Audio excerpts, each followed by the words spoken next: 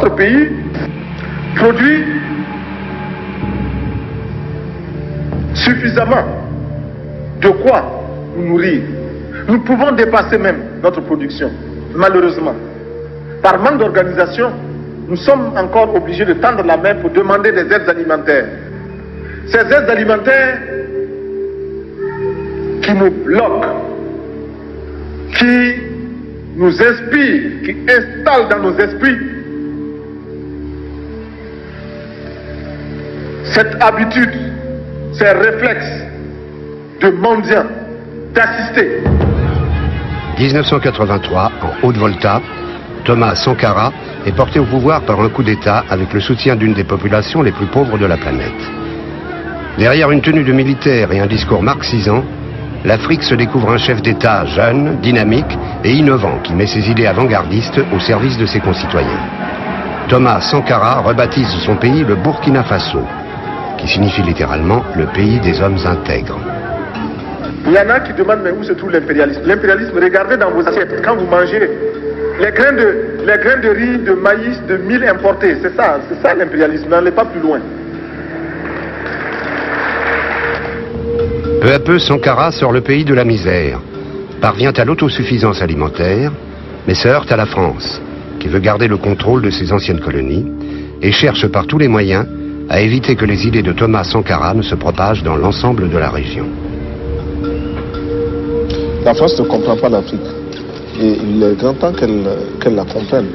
Qui ici ne souhaite pas que la dette soit purement et simplement effacée? Celui qui ne le souhaite pas, il peut sortir, prendre son avion et aller tout de suite à la Banque mondiale payer. Tous nous souhaitons. Thomas Sankara est attaqué par ceux qui, au nord comme au sud de la planète, profitent financièrement d'une Afrique en retard. Il sera trahi par son plus proche collaborateur, Blaise Compaoré, soutenu par des puissances étrangères.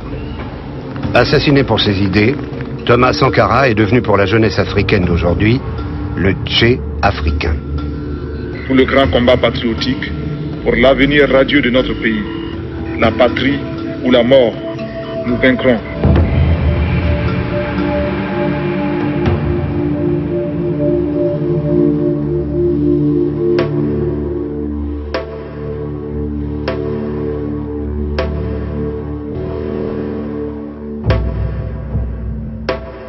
Début des années 80, la Haute-Volta fait partie des anciennes colonies françaises de l'Afrique de l'Ouest.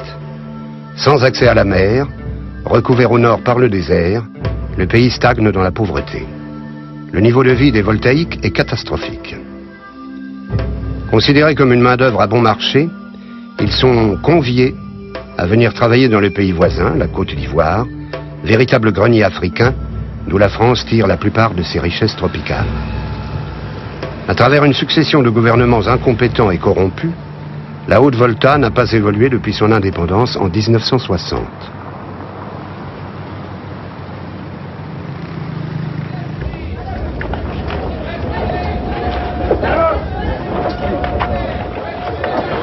Contrairement à la plupart des chefs d'État africains qui vident les maigres richesses de leur pays pour se remplir les poches, Sankara entreprend une série de mesures inédites sur le continent. Il commence par nettoyer le pouvoir de tous ses abus.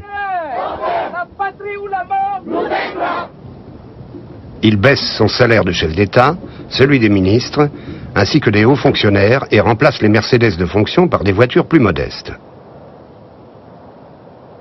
Les membres du gouvernement voient tous leurs privilèges annulés. Tous les ministres étaient censés voyager en deuxième classe parce que Thomas avait dit vous êtes en première classe ou en deuxième classe. Quand l'avion atterrit, vous atterrissez en même temps. Quand il décolle, vous décollez en même temps.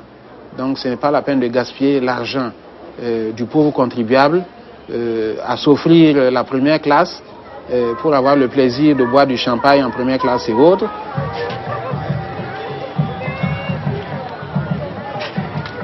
La série de mesures entamées par Sankara change la face du pays.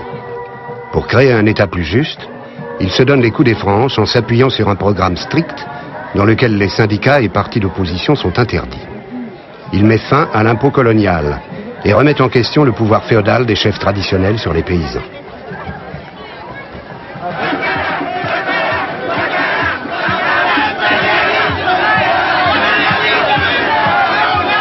Sous des apparences communistes, Sankara éduque la population à travers des slogans politiques et lui donne surtout l'occasion de participer à la construction du pays.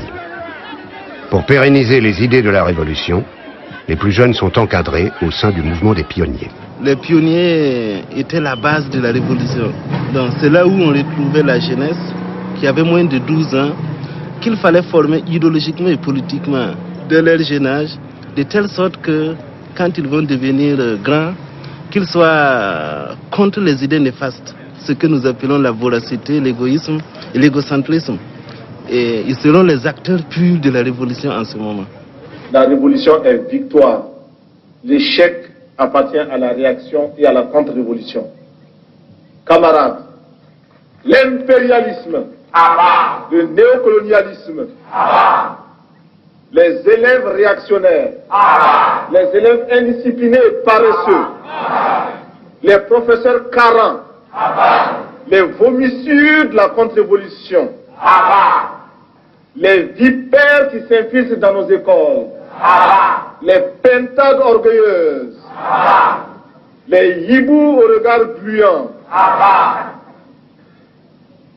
l'anarcho-syndicalisme, la petite bourgeoisie affolée, à bas, à bas. Merci camarades. J'ai trouvé toujours un peu ridicule tous ces bérets rouges qu'on voyait à Ouagadougou. Et une fois, je me suis permis de lui dire, on voit beaucoup trop de militaires ici, c'est pas bon. Je veux dire, c'est pas ça qu'on aime dans une société en mouvement, hein, qui est habitée par une parole aussi formidable que la vôtre. Et il a rigolé, il m'a dit, ah, nous on aime ça, etc., etc.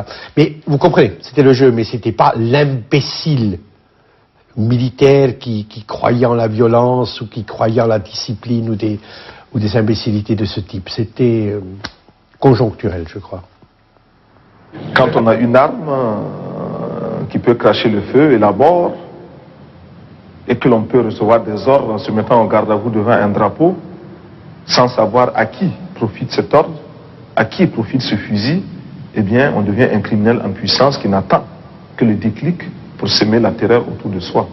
Et combien de militaires sont en train de tourner dans tel ou tel pays, sur tel ou tel champ de bataille, d'amener désolation et crime, mais sans comprendre qu'ils sont eux-mêmes en train de combattre des hommes, des femmes qui luttent pour les mêmes idéaux qu'eux s'ils en avaient conscience. Des fils d'ouvriers qui voient leurs parents aller en grève contre des régimes réactionnaires, mais qui, parce qu'ils sont entrés dans l'armée, acceptent de combattre au profit des dirigeants réactionnaires. Cela existe. Donc, un militaire sans formation politique, idéologique, est un criminel en puissance. 1984. Au bout d'une année de réformes fondamentales, une révolution culturelle est en marche. Sankara ne laisse pas les Africains indifférents. Il va plus loin et remet en question une société africaine où les hommes ont toujours dominé les femmes. Ce qui veut dire que nous devons donner à chaque femme un emploi. Nous devons donner à chaque femme le moyen de gagner honnêtement et dignement sa vie. Il crée une véritable secousse, en étant un des premiers chefs d'État au monde à militer pour l'émancipation de la femme.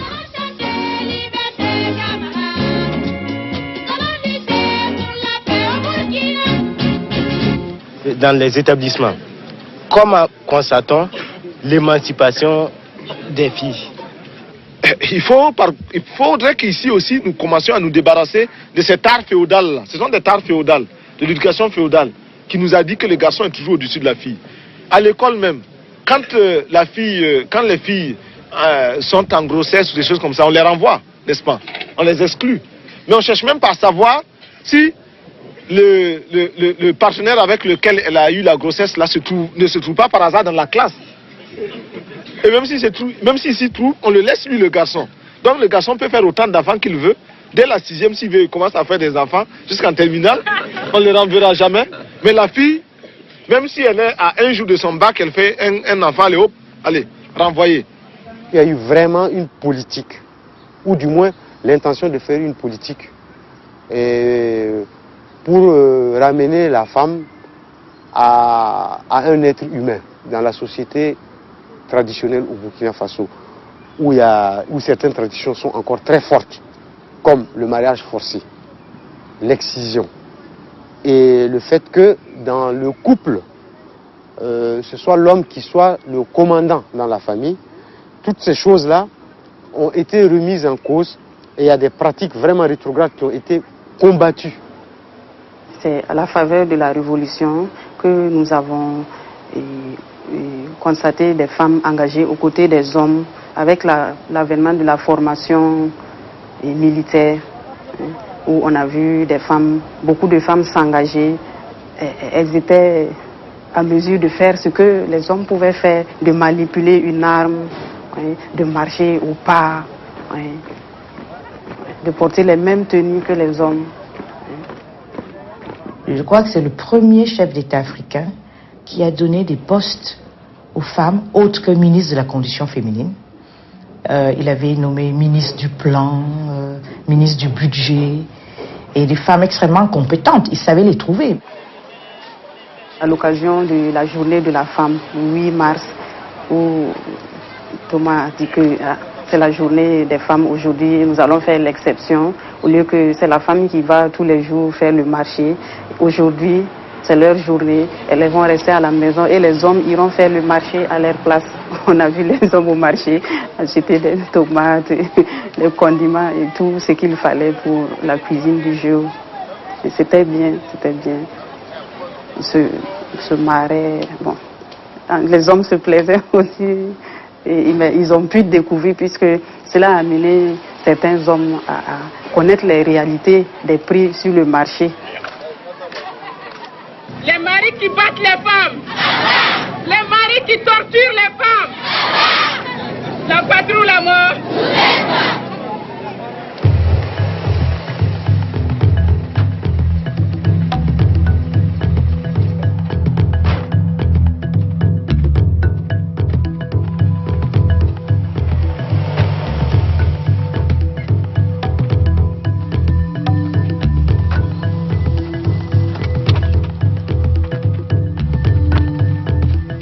Contrairement aux autres chefs d'État qui ne tiennent pas leurs promesses, Sankara se met au travail. Il entreprend de grandes manœuvres pour sortir le pays de sa situation. Il faut loger, nourrir et soigner le peuple.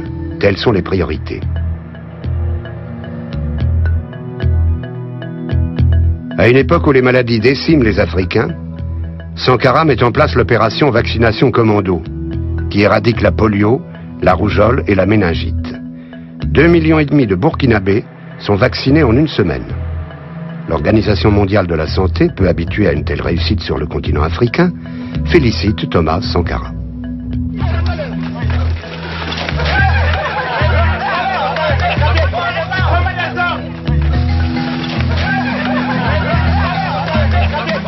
Dans le même élan, Thomas Sankara instaure le sport de masse qui invite chaque habitant à faire du sport une fois par semaine. Avec Blaise Compaoré, le numéro 2 du pouvoir, il n'hésite pas à montrer l'exemple. Les deux hommes participent à des séances de sport collectif avec des militaires, des fonctionnaires ou de simples villageois. Un esprit sain dans un corps sain.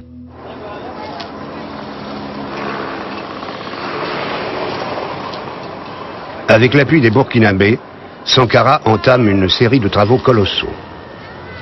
Au milieu des années 80, l'Afrique sort d'une des sécheresses les plus meurtrières de son histoire.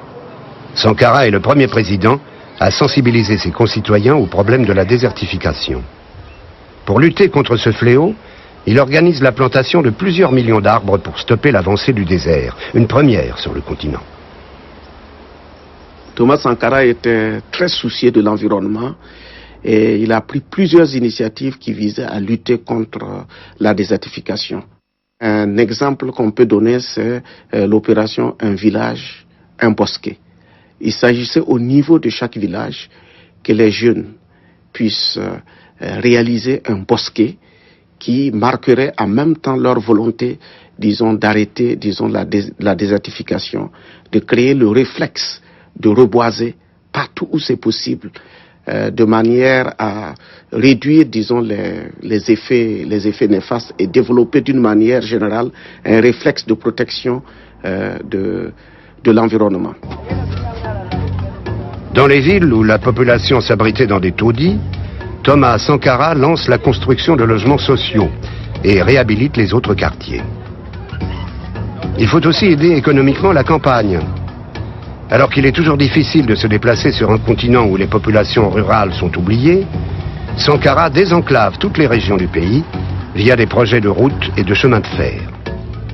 Il lance ce qu'il dénomme la bataille du rail, la construction d'une ligne qui doit relier Ouagadougou aux mines de manganèse situées au nord du pays à plusieurs centaines de kilomètres. C'est un travail titanesque et le soutien de la coopération se fait attendre. Pour Sankara, c'est l'occasion donnée aux Burkinabés de retrousser les manches. Il n'est plus question de laisser les entreprises étrangères construire le pays. Nous n'avions pas d'argent à l'époque. Alors qu'est-ce qu'on a fait? Nous avions les bras valides, nous avons toute la population qui s'est engagée. Et puis bon, les gens ont posé à main nue et les différents rails. Et c'est comme ça qu'on a fait un certain nombre de kilomètres. Sankara est persuadé qu'il faut utiliser prioritairement les ressources du pays afin de ne plus dépendre des importations. Les projets de Sankara, c'était essentiellement de rendre le Burkina un peu autonome, de lui redonner une forme d'autonomie. Donc, il a appris à ses compatriotes et à l'ensemble des Africains à utiliser les produits du cru, les produits du pays. Notre pays produit suffisamment de quoi nous nourrir. Nous pouvons dépasser même notre production, malheureusement. Par manque d'organisation, nous sommes encore obligés de tendre la main pour demander des aides alimentaires. Ces aides alimentaires qui nous bloquent, qui nous inspirent, qui installent dans nos esprits cette habitude, ces réflexes de mendiants, d'assister. Nous devons mettre de côté ces aides par notre grande production. Il faut réussir à produire plus.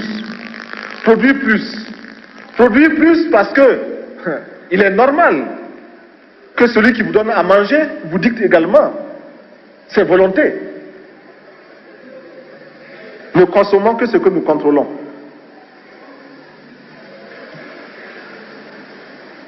Il y en a qui demandent mais où se trouve l'impérialisme? L'impérialisme, regardez dans vos assiettes, quand vous mangez les grains de riz, de maïs, de mil importés, c'est ça l'impérialisme, n'allez pas plus loin. N'allons pas plus loin. 1700 kilos de blé par hectare, c'est la moyenne de la région, c'est la moyenne sahélienne de la région, donc en Afrique. Eh bien, en 86 déjà, le Burkina, par hectare, dépassait les 3800, 3900 kilos de blé par hectare. Donc, en Afrique, une réforme agraire, je veux dire, qui impliquait un changement de propriété, les maîtres de la terre perdaient leur pouvoir, l'impôt de captation qui disparaissait et l'engrais qui arrivait, l'irrigation qui arrivait, une efficacité. Il a vaincu la faim, il a fait que le Burkina, en 4 ans, est devenu alimentairement autosuffisant. Donc, c'est quelque chose de tout à fait exceptionnel et tout à fait remarquable. Il y a un camarade là, où est le camarade délégué? Oui, sortez là. Bon, voilà, vous êtes là avec la publicité Levis. Faites la publicité de Levis. Bon, c'est bien. Je vois le jean avec c'est bien cousu là, Levis. C'est bien. Mais ça c'est américain, ouais, même c'est marqué en bas, San Francisco. C'est écrit San Francisco. Qu'est-ce que vous voulez qu'on fasse? Comment on va nationaliser? Comment on va faire? L'autre là-bas qui est venu poser la question là. Harvard. Problème quoi? Ouais, formaldehyde. Formaldehyde, voilà. Mais ça veut dire quoi? Mais ici à Kayala, vous croyez qu'il n'y a pas de tisserand pour faire comme ça? Pour relancer la production du coton local, il lance la mode du faso d'Anfani, habit traditionnel que tout fonctionnaire de l'État a le devoir de porter. Il y avait eu donc cette politique-là qui exigeait que les fonctionnaires de l'État consomment burkinabé et que les gens dans les services soient habillés par ces tenues-là qui sont donc faites à base du coton, teints par des artisans burkinabés, tissés par des artisans burkinabés, cousus par des artisans burkinabés. Ce qui se passait, c'est que la plupart des gens allaient au service en tenue occidentale, hein, mais avaient dans un sachet cette tenue traditionnelle-là. Parce qu'il est bien connu que Thomas Sankara faisait des visites impromptues dans les ministères et les services. Et lorsque le bruit courait dans les couloirs que Sankara était là, tout le monde mettait très très vite cette tenue-là. Et donc cette tenue-là s'appelait Sankara arrive.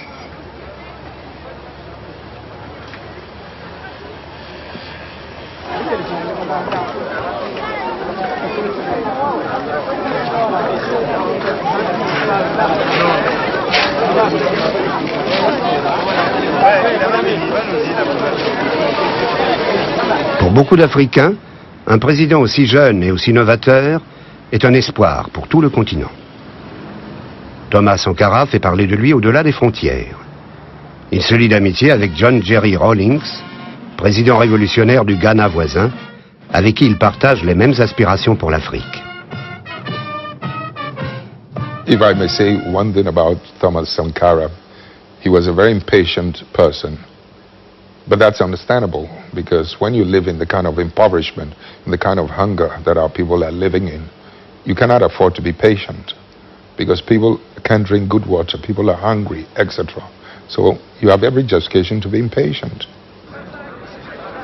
En 1983, alors que Sankara est à peine arrivé au pouvoir, le sommet de Vittel réunit le président François Mitterrand et des chefs d'État de pays africains dont la majorité a été décolonisée au début des années 60. Certains se sentent bousculés par leur propre population, qui commence à adhérer aux idées de la révolution burkinabé, comme Félix Houphouët-Boigny, président de la République de Côte d'Ivoire, à la solde de la France.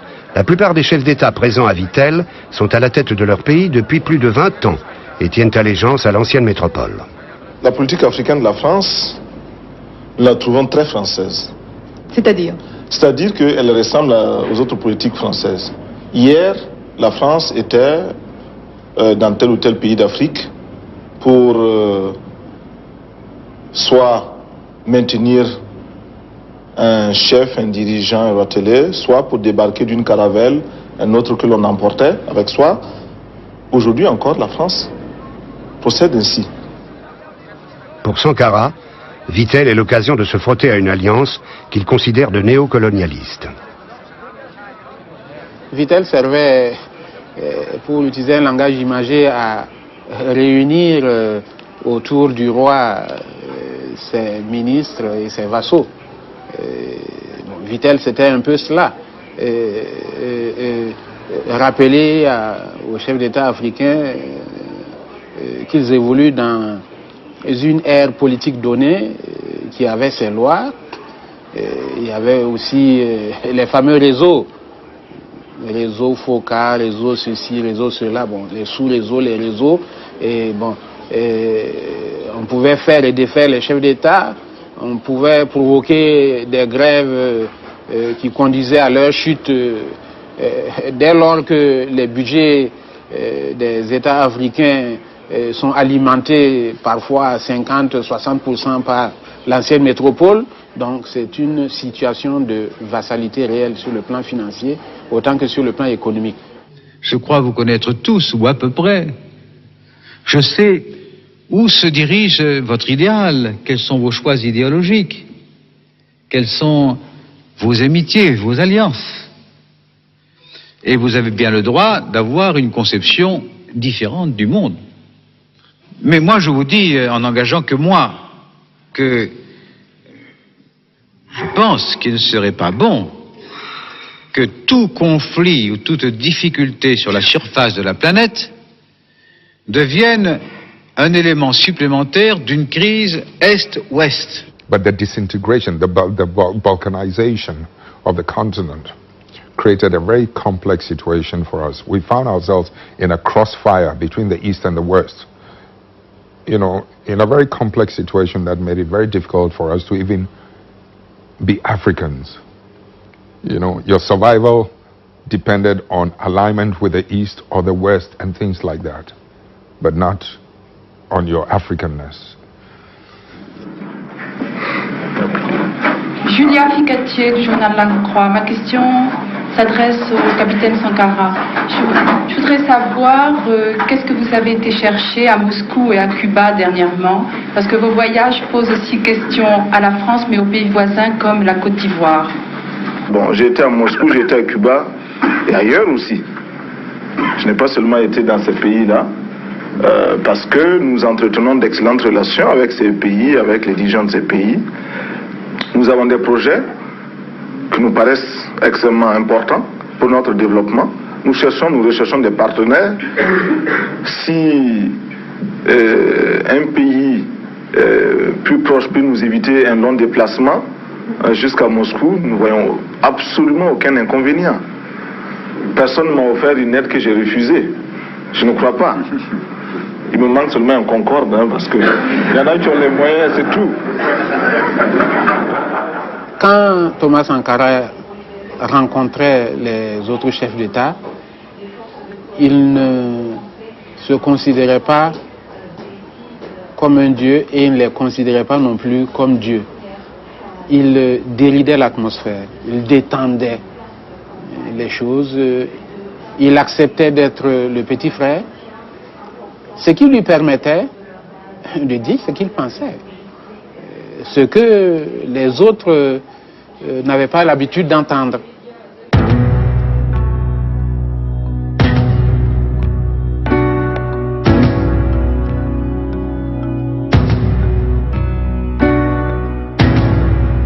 Sommet de l'OUA, Organisation de l'Unité africaine.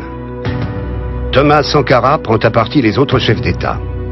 Ses propos portent sur les problèmes comme la dette, qui touche l'ensemble des pays du tiers-monde, dont les intérêts viennent d'être fortement augmentés. Son discours pointe aussi du doigt tous les dirigeants qui, au nom d'un système de domination nord-sud, avilissent leur peuple tout en s'enrichissant personnellement. Je voudrais que notre conférence adopte la nécessité de dire clairement que nous ne pouvons pas payer la dette. Non pas dans un esprit belliqueux, belliciste. Ceci pour éviter que nous n'allions individuellement nous faire assassiner. Si le Burkina Faso tout seul refuse de payer la dette, je ne serai pas là à la prochaine conférence. Par contre, avec le soutien de tous, dont j'ai besoin, et quand nous disons que la dette ne saurait être payée, ce n'est point que nous sommes contre la morale, la dignité, le respect de la parole. Parce que nous estimons que nous n'avons pas la même morale que les autres. Entre le riche et le pauvre, il n'y a pas la même morale. La Bible, le Coran, ne peut pas servir de la même manière celui qui exploite le peuple et celui qui est exploité. Il faudrait alors qu'il y ait 2 éditions de la Bible et 2 éditions du Coran.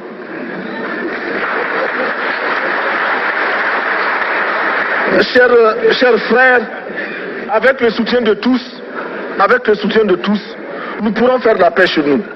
Nous pourrons également utiliser ces immenses potentialités pour développer l'Afrique, parce que notre sol, notre sous-sol sont riches. Nous avons suffisamment de bras et nous avons un marché immense, très vaste, du nord au sud, de l'est à l'ouest. Nous avons suffisamment de capacités intellectuelles pour créer, ou tout au moins prendre la technologie et la science partout où nous pourrons les trouver. Monsieur le Président, faisons en sorte que nous mettions au point ce front uni d'Addis Abeba contre la dette. Faisons en sorte que ce soit à partir d'Addis Abeba que nous décidions de limiter la course aux armements entre pays faibles et pauvres. Les gourdins et les coutelas que nous achetons sont inutiles. Faisons en sorte également que le marché africain soit le marché des Africains. Produire en Afrique, transformer en Afrique et consommer en Afrique. Produisons ce dont nous avons besoin et consommons ce que nous produisons au lieu d'importer. Le Burkina Faso est venu vous exposer ici la cotonnade produite au Burkina Faso, tissée au Burkina Faso, cousue au Burkina Faso pour habiller les Burkinabés. Ma délégation et moi-même, nous sommes habillés par nos tisserands, nos paysans. Il n'y a pas un seul fil qui vienne de l'Europe ou de l'Amérique. Je ne fais pas un défilé de mode, mais je voudrais simplement dire que nous devons accepter de vivre africain. C'est la seule façon de vivre libre et de vivre digne. Je vous remercie, Monsieur le Président. La patrie ou la mort, nous vaincrons.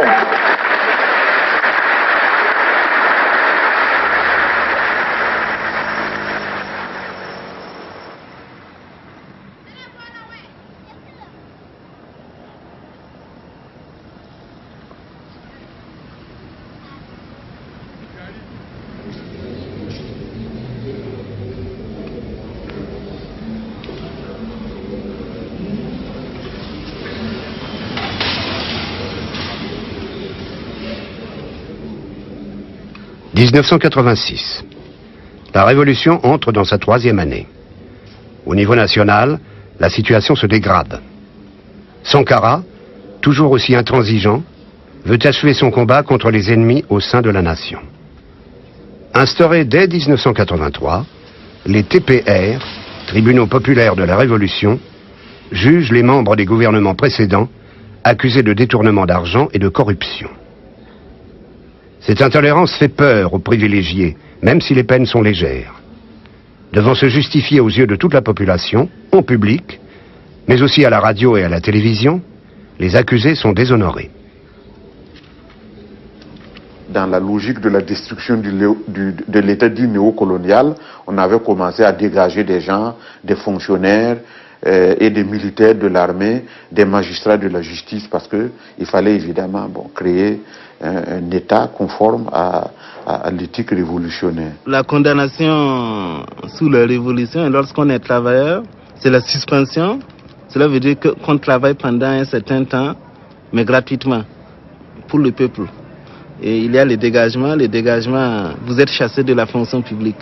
Dans la forme, les TPN étaient attentatoires à la liberté, aux libertés individuelles, dans la mesure où les garanties de la défense n'étaient pas assurées, puisque il n'était pas possible de se faire assister par un avocat. Deuxièmement, et ça c'était peut-être plus grave, il y a eu ce qu'on appelle l'inversion de la charge de la preuve. C'est-à-dire que c'était à l'accusé de faire la preuve de son innocence et non pas à l'accusation de soutenir l'accusation et de faire la preuve de la culpabilité.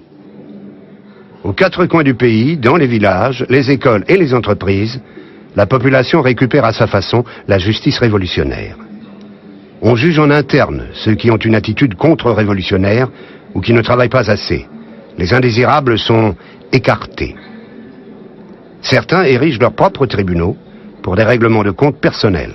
Nous, au niveau du collège, on a instauré les TPR pour juger ceux qui vont à l'encontre des idéaux de la Révolution. Beaucoup de nos camarades sont passés au TPR au collège. Et nous avons également dénoncé notre directeur et puis un professeur de français et bien d'autres professeurs. Et à chaque fois, on nous écoutait,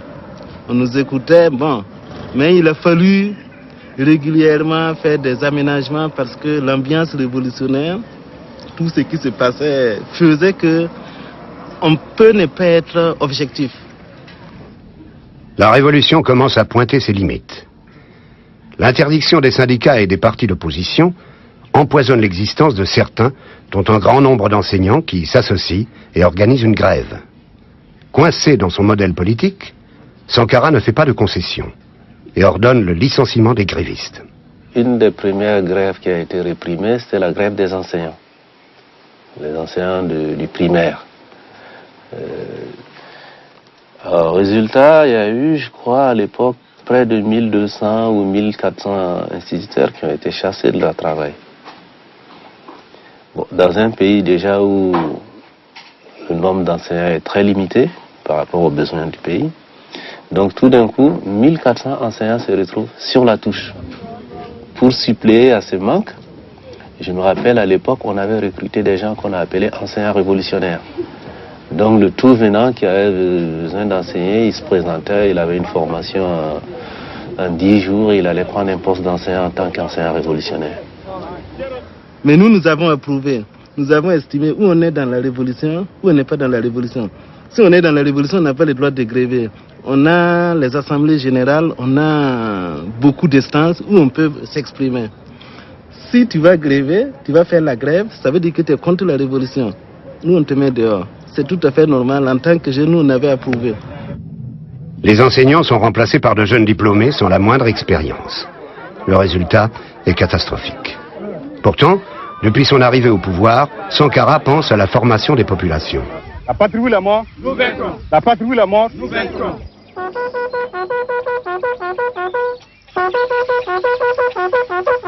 Certains s'initient dans la bonne humeur à la formation militaire. Le but, mettre en place des comités de défense de la révolution, les CDR. Ils ont été créés pour canaliser tout cet enthousiasme populaire, pour faciliter la participation de l'ensemble des masses populaires à la construction révolutionnaire. Dès qu'on faisait la formation militaire, on était affecté à des tâches de sécurité. Ça permettait de porter une arme, une Kalachnikov, et donc d'avoir une tenue militaire. Et tout le monde sait quel succès a eu le film de Rambo dans les années 80 en Afrique. Et donc ça, il y a beaucoup de gens qui ont été des CDR, rien que pour coller à cette image qu'ils voyaient au cinéma, qui était Rambo, celui qui tue tout, qui passe, lorsqu'il passe, l'herbe ne pousse plus. Et il y a eu beaucoup de personnes qui sont arrivées à la tête des comités de défense de la Révolution sans avoir eu la préparation. Parce qu'il y avait parfois des candidatures spontanées, quelqu'un qui sort de nulle part, qui devient responsable. Eh bien, parfois ça peut lui monter à la tête et il commet un certain nombre d'erreurs que lui-même il aurait critiqué s'il n'était pas dans le comité. Mais ça, je pense que c'est des erreurs de jeunesse qui étaient, je pense, aussi inévitables.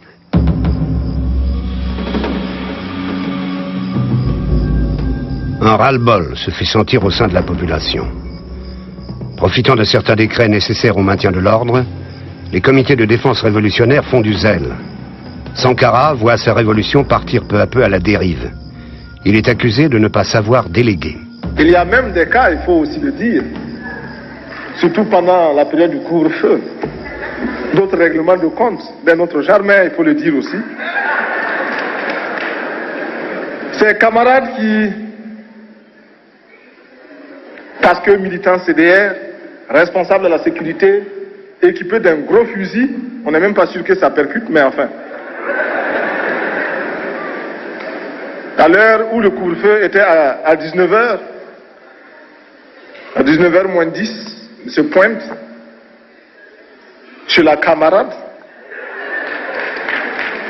et commence à dire aux rivaux, aux autres candidats, mais c'est l'heure bientôt, hein. Il faut partir. Il faut partir. Si vous ne partez pas, on vous enferme. Et oui, il y en a qui ont demandé que le couvre-feu soit maintenu pour qu'ils puissent régner. Eh bien, nous avons levé le couvre-feu pour que nous soyons tous à égalité.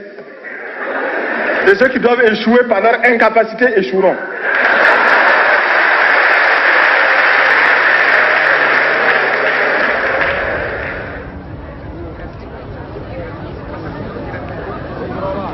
Monsieur le Président, bienvenue au Burkina Faso.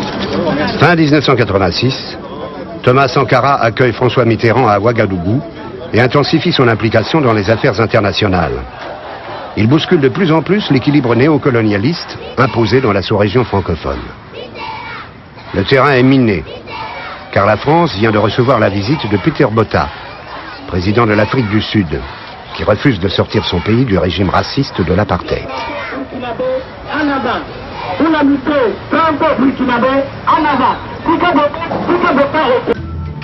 Les rapports entre Sankara et la France vont s'envenimer quand, après les élections législatives françaises de 1986, le président François Mitterrand doit partager le pouvoir avec la droite.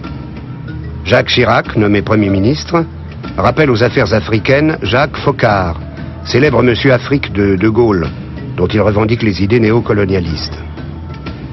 C'est l'occasion pour la droite française de renouer le contact avec les présidents de son réseau et de reprendre le dessus dans la gestion des affaires africaines. Félix Houphouët-Boigny, le président ivoirien, digne représentant de cette coopération France-Afrique, instrumentalisé par le réseau de Foccart, voit venir l'occasion de se débarrasser de la révolution burkinabé. Et l'homme qui était chargé du lien, du contact avec le président Houphouët-Boigny, c'était Blaise Compaoré.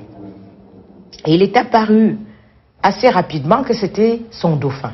Il n'aimait pas du tout Sankara, qui était un homme incontrôlable, imprévisible, dans un pays où il y avait quand même, avec lequel ils avaient beaucoup de liens de subordination, certes, puisqu'ils considéraient que les Burkinabés, à l'époque les voltaïques, étaient là pour travailler pour les Ivoiriens, mais raison de plus pour contrôler un peu la situation là-bas et avoir son homme à Ouaga.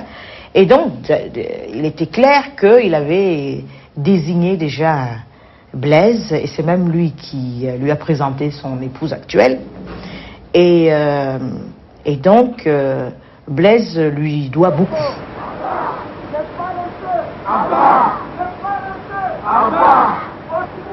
Nous sommes en 1987.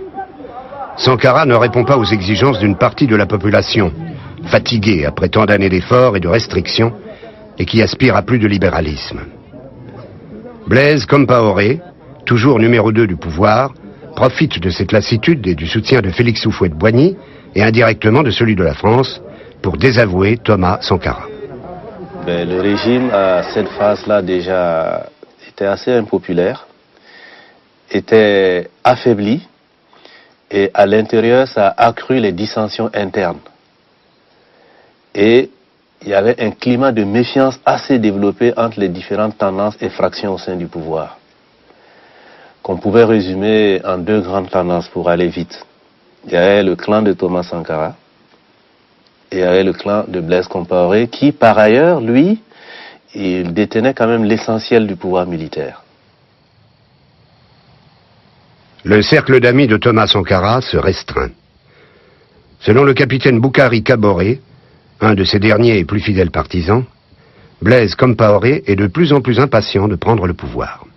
Moi, j'avais demandé personnellement à Thomas la permission là, justement, de mettre de l'ordre, c'est-à-dire d'arrêter le capitaine Blaise Compaoré, parce qu'il est en train de fomenter justement son assassinat.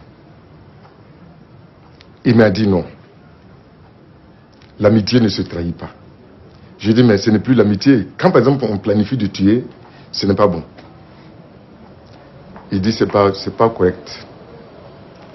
L'amitié, c'est pas à nous de trahir l'amitié, c'est à eux de trahir. Je me retrouve un peu comme un cycliste qui grimpe une pente raide, qui a à gauche, à droite des précipices. Il est obligé de pédaler, de continuer de pédaler, sinon il tombe. Alors pour rester moi-même et pour me sentir moi-même, je suis obligé de continuer dans cette lancée-là. Vous vous sentez isolé en Afrique? Mal compris en tout cas. Mal compris, mal aimé? Mal aimé, oui. On a parlé du Che Guevara. Et j'ai dit, mais écoutez, le 8 octobre prochain, c'est le 20e anniversaire de l'assassinat du Che Guevara. Et presque toute la nuit, on discutait du Che et de la manifestation de souvenirs. Et tout à coup, ça je me souviens, comme si c'était hier, il me regardait, il me dit, il est mort à 39 ans. Est-ce que moi, comme le Che, est-ce que j'arriverai à 39 ans? Et puis, la conversation a repris. Une sorte de prémonition de la mort. Il n'est pas arrivé à 39 ans.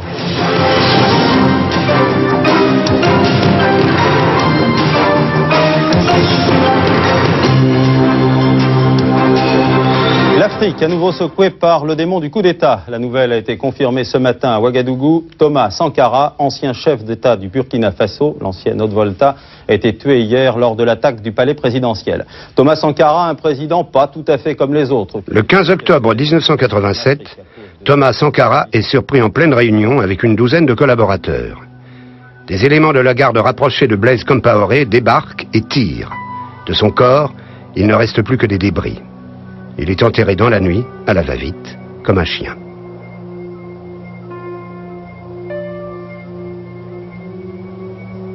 Thomas savait très bien qu'il devait mourir.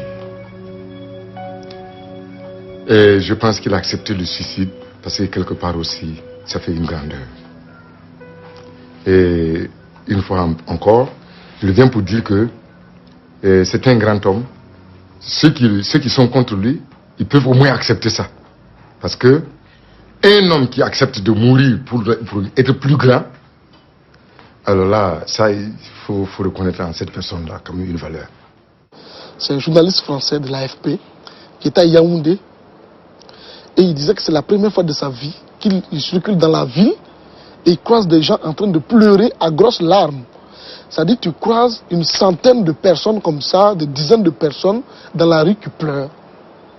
Et quand on se renseigne, on dit non, ils viennent d'apprendre l'assassinat de Sankara.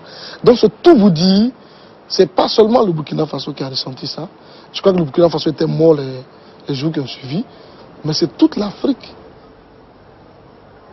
Dès le lendemain, Blaise Compaoré s'autoproclame président.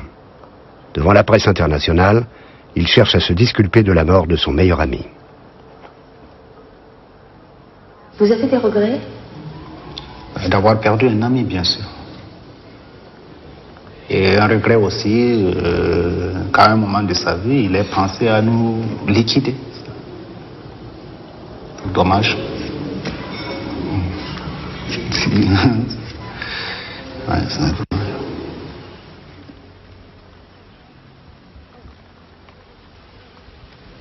And I remember at that time, there were two very good friends, Thomas Sankara and Blaise.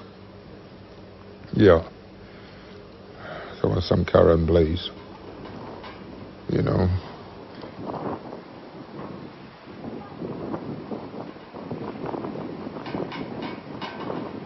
Blaise Compaoré reste insensible face à l'émotion de tout un continent.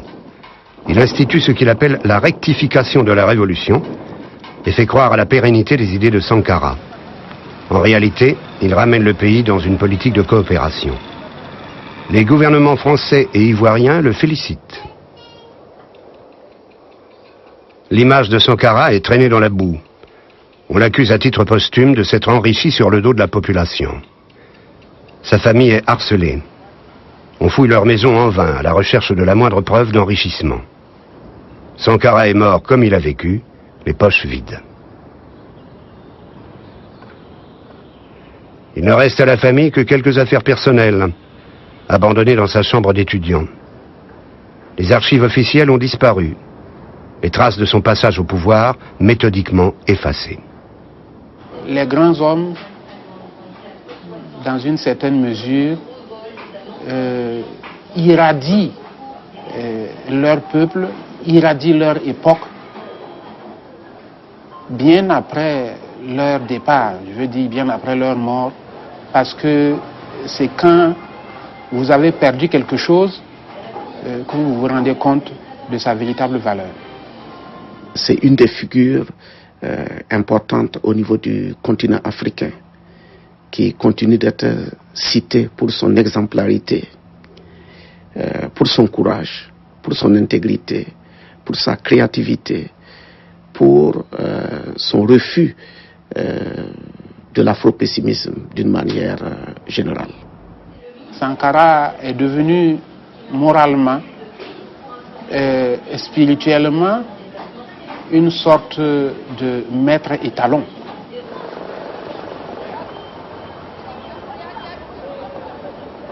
Avec le temps, pour les Burkinabés, mais aussi pour l'ensemble des Africains, la mort de Thomas Sankara est devenue le symbole d'un gâchis, avec l'amertume d'avoir raté l'occasion, celle de sortir du gouffre.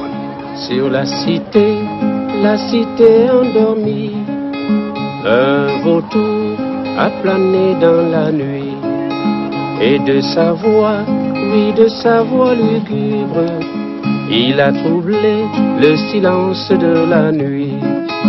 Et tous les hommes, encore ensommeillés, se sont dressés comme au cri d'une alarme. Et le vautour a repris son vol, il est reparti, je ne sais où.